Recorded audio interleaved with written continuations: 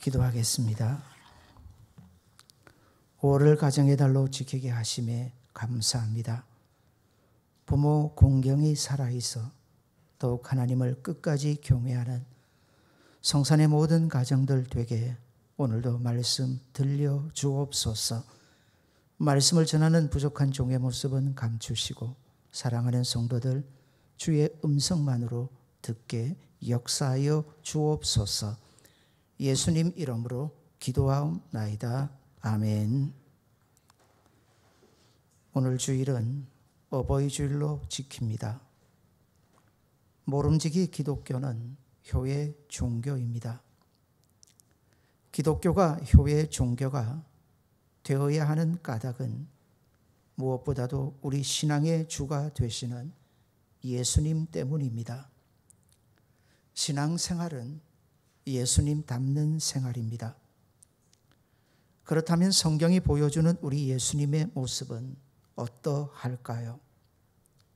사실 어린 시절에 대해 성경은 전혀 얘기를 하지 않습니다.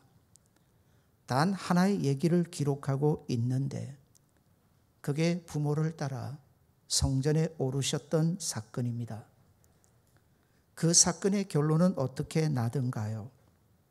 누가복음 2장 51절은 이렇게 가르쳐 줍니다. 예수께서 그 부모와 함께 내려가사 나사렛에 이르러 그 부모를 순종하여 받드시더라. 성전에 계속 머무심을 통하여 하나님을 공경하는 모습을 보이셨다면 결국은 함께 동행함을 통하여 부모에 대한 공경의 모습을 보이시는 것을 우리는 보게 됩니다. 이렇게 해서 성경은 어린 시절 예수님의 모습을 통해 우리 예수님이 참 효자셨다라는 것을 보여주죠. 이제 예수님의 마지막 모습으로 성경이 전하는 모습입니다. 돌아가 봅니다. 십자가에 달리셔서 그렇게 고통하시는 중에도 예수님은 육신에 모친 마리아를 생각합니다. 제자에게 그러죠. 보라, 내 어머니라. 그렇게 믿을 만한 제자 요한에게 자신의 육신에 모친 마리아를 부탁해 갑니다. 제자에게도 역시 이렇게 당부를 하시죠. 또한 보소서 아들이니다 라는 말씀으로 제자에게 부탁해 가시며 어머니를 챙겨 가시는 모습을 우리는 보게 됩니다. 효는 이런 예수님의 모습을 본다면 우리 신앙의 근본이 됩니다. 그런데 효를 실천하는 게 이게 쉽지 않다는 겁니다. 세상에서 가장 어려운 일 중에 하나가 분명 효도하는 겁니다. 누가복음 15장으로 가봅니다. 거기 보면 두 아들이 나옵니다. 둘째가 그 유명한 탕자입니다. 탕자는 누가 보아도 불효자였습니다. 그렇다면 맏아들은요, 겉으로 보기에는 충분히 효자처럼 보였습니다. 그런데 효자가 맞던가요? 둘째가 돌아오는 순간 본색이 고스란히 드러납니다. 결국 둘 다 모두 불효자였다는 것이 나타나죠. 무엇을 가르쳐 주나요? 크게 보면 이 두 아들은 모든 인류를 대표한다 볼 수도 있습니다. 효자 되기가 이렇게 어렵다는 것을 가르쳐 줍니다. 성경은 그 이유를 우리 인생에게서 답을 찾지 않습니다. 효가 어려운 이유는 이게 영적 싸움이기 때문입니다. 창조 주셨던 우리 하나님까지 거역했던 죄성이 우리 안에 고스란히 남아 있습니다. 창조주 하나님까지 거역했던 그 무시무시한 죄성이 당연히 자녀로 하여금 부모를 거역하게 만드는 겁니다. 그걸 통해서 사탄이 우리 가정에 역사하는 거죠. 효도하지 못하는 이유를 사탄으로 돌리자는 것은 아닙니다. 효도함이 성경적으로 얼마나 중요한지를 하나님이 크게 여기시는지를 제대로 깨닫고 효가 무너지는 시대에 더욱 깨어 경계하며 부모를 공경할 수 있는 은혜를 우리 가정에 구하자는 겁니다. 탕자 얘기를 조금 더 합니다. 결국 둘째 아들은 하나님의 은혜로 돌아옵니다. 돌아와서 효자가 되지 않습니까? 돌아옴을 통해서 그 아버지를 충분히 기쁘게 하는 것을 봅니다. 가만 보십시오. 어떻게 효자가 되든가요? 그 불효자가 하나님의 은혜 아니든가요? 하나님의 은혜를 입으니 그리 되지 않든가요? 우리 가정의 주인이 하나님이심이 분명해야 하는 이유가 바로 여기에 있습니다. 사탄이 우리 가정을 그렇게 허물려고 한다면 이제 우리 힘으로는 감당 못합니다. 그래서 우리 가정에 더욱 하나님을 주인으로 모시고 그 은혜가 있게 하셔야 합니다. 지난 새벽에 나누었던 말씀입니다. 마태복음 10장 34절인데 우리 같이 읽겠습니다. 내가 세상에 화평을 주러 온 줄로 생각하지 말라. 화평이 아니요 검을 주러 왔노라. 이 말씀을 하시고 바로 가정에 대한 얘기를 합니다. 이상하죠? 성경의 전체적인 가르침과 보면 충분히 이상합니다. 분명히 화평을 주러 오셨습니다. 화목제물로 오지 않으셨습니까? 하나님과 우리 사이를 화평에 만들기 위해서, 또한 사람과 사람 사이의 화평을 그리 만들기 위해 오셨습니다. 그런데 아니라 하셨습니다. 오히려 검을 주러 오셨다 하십니다. 일단 강조입니다. 극한 강조죠. 그리고 내가 검을 주러 왔다, 칼을 주러 오셨다는 그곳은 바로 가정입니다. 사랑하는 여러분, 이 검은, 이 칼은 부엌에서 사용되는 식칼이 아닙니다. 전쟁터에서 사용되는 무시무시한 그 칼을 얘기합니다. 예수님께서 왜 칼을 주러 오셨다 하셨을까요? 칼이 필요한 것은 전쟁터 아닙니까? 우리 가정이 영적으로 지금 그렇다는 겁니다. 가정에 문제가 생기면 서로를 얼마나 아프게 하는지 모릅니다. 부모는 자식 탓만 합니다. 자식은 부모 탓만 하죠. 남편은 아내 탓을, 아내는 남편 탓을 합니다. 그래서 문제가 풀려지는 게 아니라 문제는 더욱 심각해져 가는 것을 우리는 봅니다. 그렇게 서로를 탓해서는 안 됩니다. 그 뒷면을 분명히 보아야 합니다. 누구나 다 약점이 있고 문제가 있습니다. 그게 인생 아닙니까?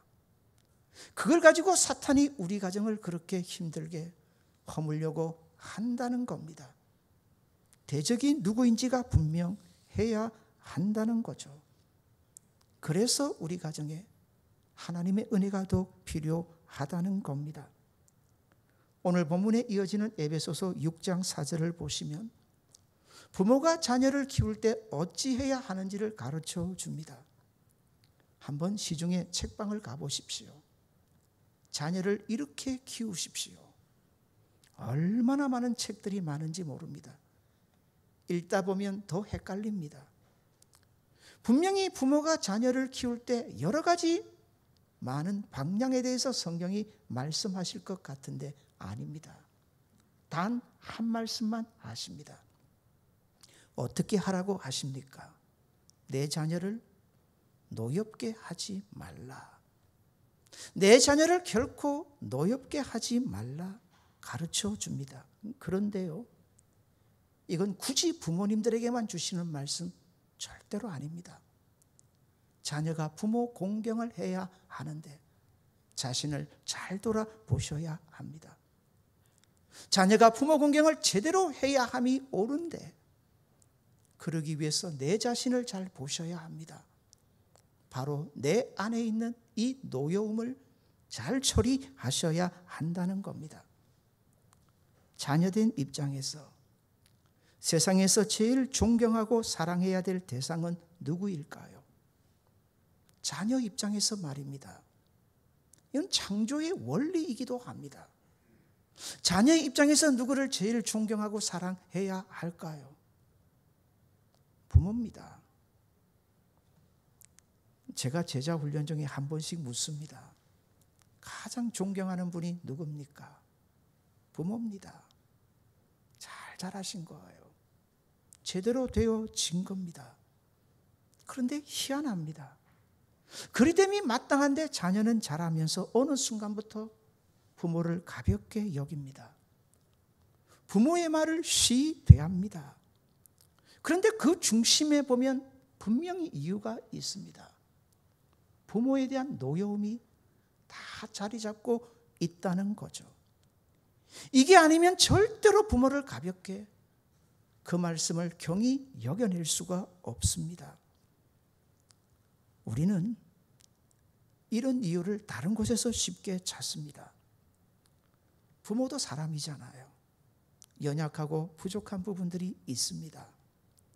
그래서 자녀를 키울 때 이렇게 실수하고 저렇게 잘못한 부분을 통해서 자녀는 내 안에 그런 노여움이 있다는 것을 옳다 스스로 쉽게 인정을 해버립니다. 성경도 그걸 인정할까요? 성경이 부모를 공경하라고 말씀하실 때 이건 사실 극단적인 모든 경우까지 다 포함해서 이 말씀을 주십니다. 부모가 부모답기 때문에 자식에게 효도하라 말씀하신 적 없습니다. 한번 성경에서 찾아보십시오. 너희 부모가 부모답기 때문에 부모를 공경하라고 성경이 가르쳐 주시던가요? 절대로 아닙니다. 창조의 원리에서 이걸 말씀하십니다. 하나님께서 그분들을 너희의 부모로 주셨기 때문에 공경하라는 겁니다. 부모를 공경하라는 것은 부모와 상관이 없습니다. 그 부모를 주신 하나님에게서 성경은 그 이유를 분명히 찾습니다. 하나님이 주셨기 때문이라는 거죠.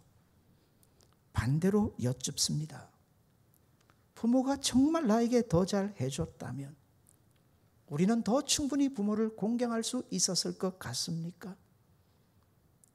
자라면서 이런 마음, 이런 생각 가져보신 적 없습니까?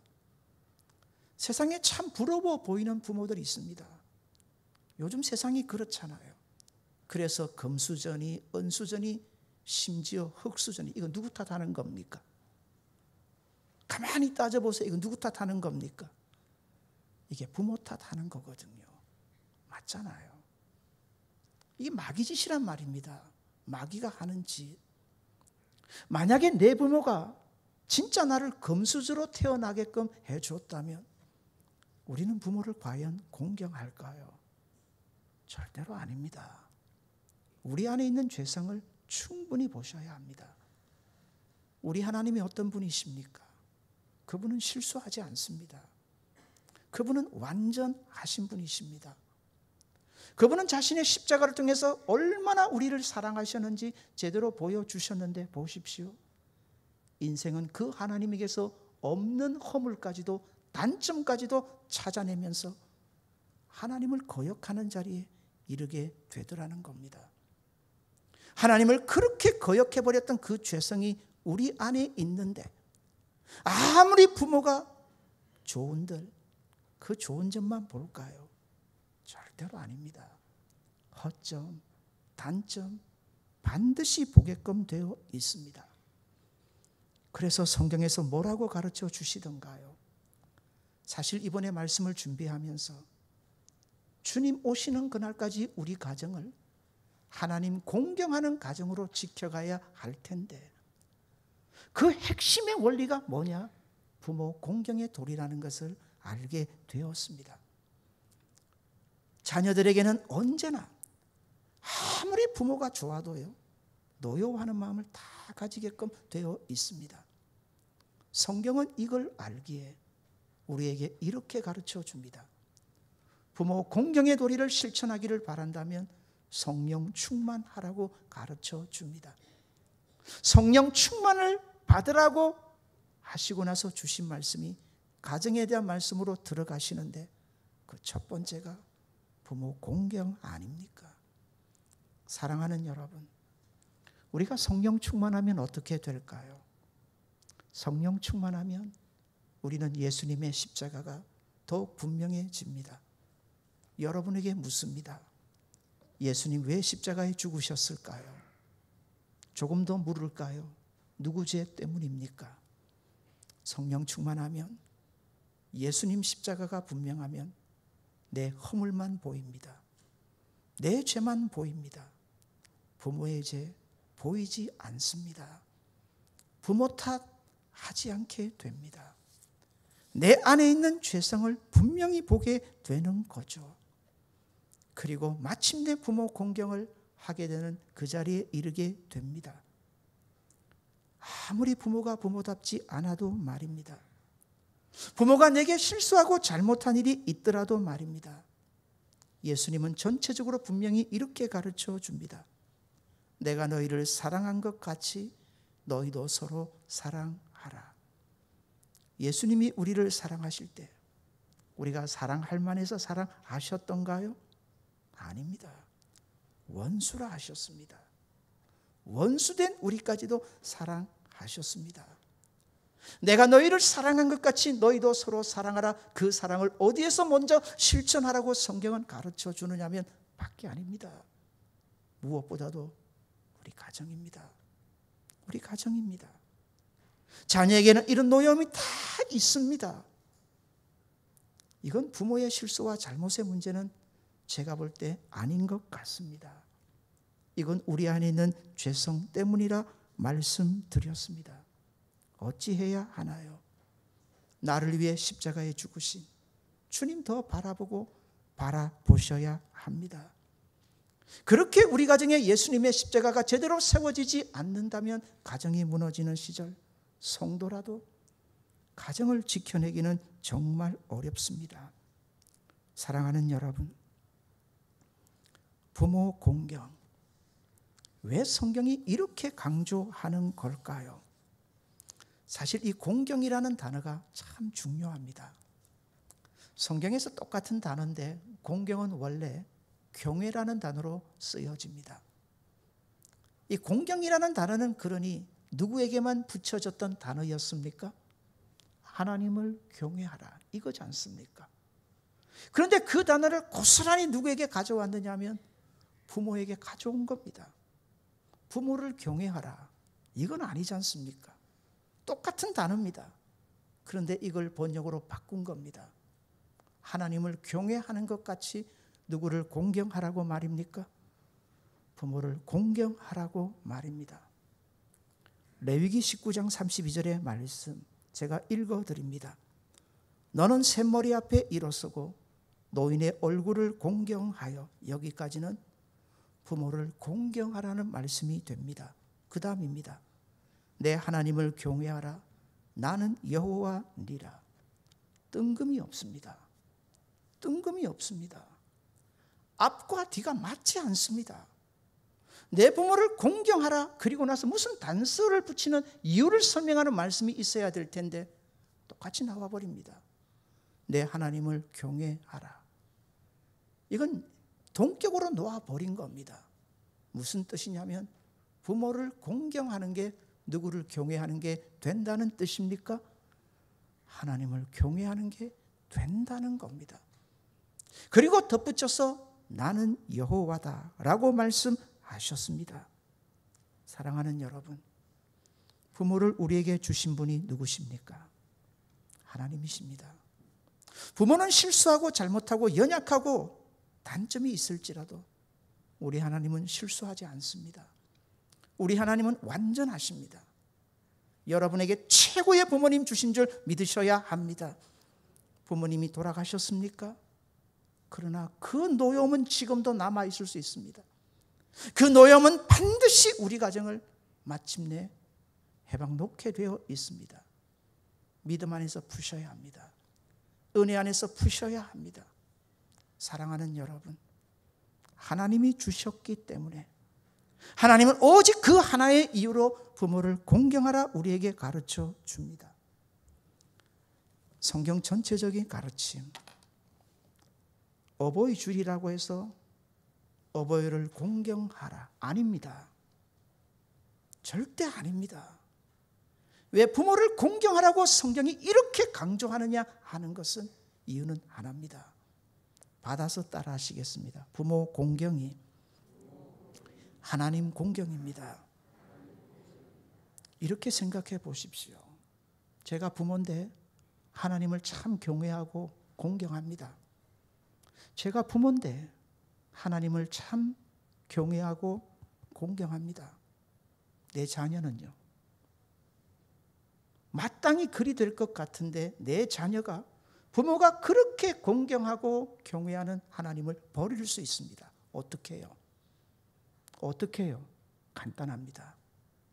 그 자녀로 하여금 부모 공경의 도리만 깨버리면, 그 자녀의 중심에 부모를 향하여 노여움만 심어준다면 자녀는 떠납니다.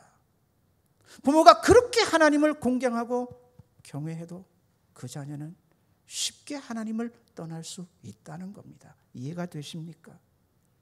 부모 공경이 가정에서 왜 하나님 공경으로 그렇게 이어지는지, 그리고 우리 가정을 세운다는 것은 이 땅에 그저 잘 먹고 잘 되는 게 아닙니다. 성경이 정말 가정을 지켜가라는 이유는 뭐냐면 마지막 때에 그 예수님 다시 오는 순간에 가정이 다 무너지기 때문입니다. 그때에도 성살에 속한 모든 성도들의 가정, 하나님을 경외하는 가정 될 수 있기를 바랍니다. 그게 지켜지려면 오늘의 부모 공경의 도리가 계속 지켜져야 한다는 겁니다. 오늘 본문의 1절입니다. 자녀들아 주 안에서 너희 부모에게 순종하라. 이것이 옳으니라. 옳다 하셨습니다. 이건 마땅하다는 겁니다. 이건 너무 당연하다는 겁니다. 부모에게 순종하고 공경하는 것이 그러하다. 이 공경이라는 말을 영어 단어로 표현하면 리스펙트라는 단어를 사용했습니다. 죄송한데 리스펙트는 라틴 말에서 왔습니다. 존경하라는 단어죠. 그 원뜻이 뭐냐면 인간의 모습을 있는 그대로 보고 그 사람이 유일무이한 존재임을 아는 능력이라고 했습니다. 존경은 다른 게 아닙니다. 그 부모가 어떠하든지 간에 성경은 우리가 공경해야 될 단 하나의 이유, 여기에서 찾습니다. 누가 주셨다는 겁니까? 누가 주셨다는 겁니까? 하나님이 주셨다는 단 하나의 그 이유에서 찾고 찾습니다. 그래서 자녀는 마땅히 부모를 공경함이 옳다 가르쳐 줍니다. 디모데후서 3장 2절, 말세의 징조에 대해서 많은 말들을 하십니다. 죄가 만연해서 특별히 가정을 무너뜨리는데 성도의 가정도 예외는 아닙니다. 그 말세에 나타날 여러 가지 징조들에 대해서 이렇게 가르쳐주는 대목이 나옵니다. 보십시오. 부모를 거역하며 감사하지 아니하며 거룩하지 아니하며. 말세에 특별히 가정들에 나타날 특징인데요. 자녀가 누구를 거역한다고 했습니까? 부모를 거역하는데, 잘 보십시오. 부모를 거역하는데 그 다음 이어서 나오는 게 뭐냐면 감사하지 아니하고 거룩하지 않다는 말은 불경하다는 거거든요. 하나님을 가볍게 여기게 된다는 거거든요. 이게 덧붙여 나온다는 말입니다. 부모를 공경하지 않는데 하나님께 감사하지 아니하고 하나님 앞에 거룩하지 못한 모습으로 인생이 바뀐다는 겁니다. 사랑하는 여러분, 여기서 주목해 보셔야 합니다. 성경이 왜 그렇게 부모 공경을 강조하는지, 가정에서 이게 무너지면 하나님 공경의 도리가 쉽게 무너지기 때문입니다. 가정은 다른 곳이 아닙니다. 부모님의 사랑을 통해서 하나님의 사랑이 어떠한지를 가르쳐 주는 것이 가정입니다. 그래서 하나님 이 땅에 가정을 세우셨고 자녀에게 아버지와 어머니를 주신 겁니다. 그 아버지와 어머니의 사랑을 제대로 이해를 해야 하나님 사랑을 제대로 알아가기 때문입니다. 이사야 49장 15절입니다. 여인이 어찌 그 젖먹는 자식을 잊겠으며 자기 태에서 난 아들을 긍휼히 여기지 않겠느냐. 부모 사랑을 얘기합니다. 어찌 어머니가 그 아들을 잊겠는가. 덧붙여서 하시는 말씀이 그들은 혹시 잊을지라도 나는 너를 잊지 아니할 것이라. 사랑하는 여러분, 부모 사랑을 모르면 하나님 사랑 알기가 정말 힘듭니다. 부모 사랑을 가정을 통해서 배우면요, 성경을 통해서 하나님 사랑을 얼마나 쉽게 스펀지같이 받아들이게 되는 줄 아십니까? 그런데 가정에서 부모 사랑을 모르면 하나님 사랑 받아들이기가, 십자가 사랑 받아들이기가 얼마나 힘든지 모릅니다. 가정을 주신 까닭은 결론적으로 뭐냐면 하나님 사랑이 어떠한지 알게 하시기 위함입니다. 사랑하는 여러분, 하나님 여러분 사랑하시는 줄 믿습니다. 근데 생각해 보십시오. 하나님이 나를 사랑하신다 하는데 우리는 항상 빗대어서 그 사랑을 이해합니다. 아닙니까? 누구의 사랑이든가요? 부모의 사랑이거든요. 그러니 이 부모의 사랑이 제대로 받아들여지지 않으면 아무리 십자가에 나타난 하나님의 사랑일지라도 우리가 받아들이기가 녹록하지 않다는 겁니다. 2절 3절 보시겠습니다. 제가 표준 세번역 성경으로 읽어드릴 텐데 오늘 2절 3절을 한번 비교해 보십시오. 내 부모를 공경하여라 한 계명은 약속이 딸려있는 첫째 계명입니다. 내가 잘되고 땅에서 오래 살 것이다 한 바로 그 약속입니다. 부모 공경을 두고 약속이라 했는데 무슨 약속이라 했습니까? 약속 있는 첫 계명이다. 여기 첫 계명이라는 말의 의미는요, 크다는 겁니다. 정말 위대하다는 겁니다. 하나님이 그리 말씀하십니다. 우리 인생이 지켜야 될 정말 크고 위대한 계명이다. 성경이 자꾸 이렇게 가르쳐 주는 것은 바로 이 계명을 통해서 한 계명에 이어지기 때문이라는 겁니다. 부모 공경이 하나님 공경으로 이어지기 때문이죠. 놀라운 것은 성경을 통해서 은혜를 입으셨던 분들이 있습니다. 그리고 우리 기독교 신앙의 기초를 만들었던 분입니다. 이름만 들어도 아실 겁니다. 어거스틴, 루터, 칼빈과 같은 분들입니다. 참 희한하게도 이분들이 성경을 풀어가는데 이 부모 공경의 도리에 오면 정말 강하게 그렇게 설교를 하시고 말씀을 푸십니다. 마틴 루터 같은 분은 이렇게까지 말했습니다. 산에 들어가 금식하고 끊임없이 무릎을 꿇고 기도하는 것보다 부모를 공경하는 게 더 나은 신앙이다. 마틴 루터는 십자가를 강해를 했었습니다. 1에서 4계명이 무슨 계명입니까? 하나님 경외의 계명 아닙니까? 그걸 풀어가는데 102가지로 해설을 했습니다. 1에서 4계명까지입니다. 그런데 5계명입니다. 이 짧은 5계명 하나를 푸는데 무려 75가지로 해설을 했습니다. 얼마나 이 계명을 중하게 보았는지 모른다는 겁니다. 까닭 아시겠습니까? 부모 공경, 그냥 부모 공경으로 그치는 게 아닙니다. 반드시 그 가정에서 하나님 공경으로 이어지기 때문입니다. 이번 말씀을 준비하면서 깨달은 진리가 이거였습니다. 흔히 수신제가 치고 평천하라고 합니다. 가정에서 부모 공경의 도리를 배우지 못하면 어찌 될까요? 자녀 안에 있는 그 노여움이 나중에는 제2의 천성이 된다고 전문가들은 가르칩니다. 자, 한번 돌아봅시다. 우리나라는 한때 동방예의 지국이라 불렸습니다. 그렇죠? 군사부 일체라고 했습니다. 기억하십니까? 임금과 스승과 부모는 하나다. 그렇게 똑같은 원리에 놓고 존경을 했었습니다. 이게 성경적입니다. 여기에 하나를 덧붙이지 않은 것은 하나님을 몰랐기 때문입니다. 이걸 통해서 이건 수단입니다. 반드시 어디에게까지 이어지도록 하는 겁니까? 하나님 공경입니다. 그런데 오늘 세상을 보십시오. 군사부 일체의 원리가 다 무너졌습니다. 이게 어디에서부터 무너졌을까요? 가정에서부터 무너진 겁니다. 가정에서부터 무너졌기에 이게 차례로 다 무너진 겁니다. 그러면 보십시오. 오늘 젊은이들이 교회를 떠납니다. 희한합니다. 잘 보십시오. 하나님의 말씀에 대한 반발 아닌가요?